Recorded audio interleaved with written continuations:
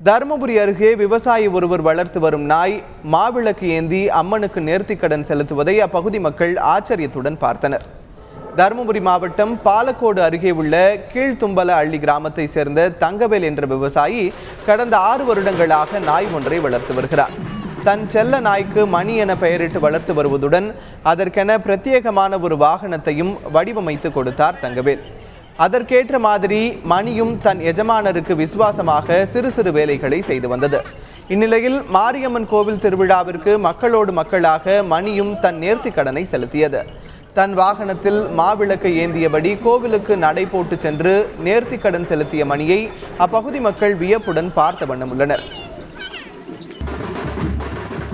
நான் ஒரு செல்லப்பிராணி ஒரு நாய் ஒன்று வளர்க்குறேன். அந்த நாய் எல்லாரும் மாதிரி நாயை வளர்க்கல. நான் ஒரு பிள்ளையின் ஒரு பிள்ளையாக வளர்த்து வருகிறேன்.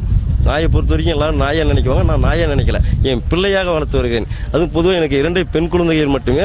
அந்த நாயை என் ஆண் பிள்ளை மாதிரி வளர்த்து வருகிறேன். அந்த நாயை பால் வண்டி இழுத்து செல்லுது, பல வேலைகள்லாம் செய்யுது, காவல் என்னிட கூடவே காவல் இருக்குது.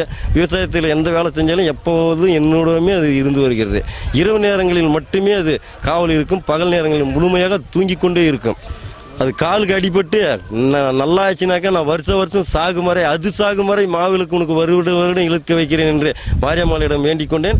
அதனால் இந்த வருடம் வைகாசி அல்லது ஆனி மாதத்தில் எங்கள் ஊரில் மாரியம்மன் திருவிழா செய்வார்கள்.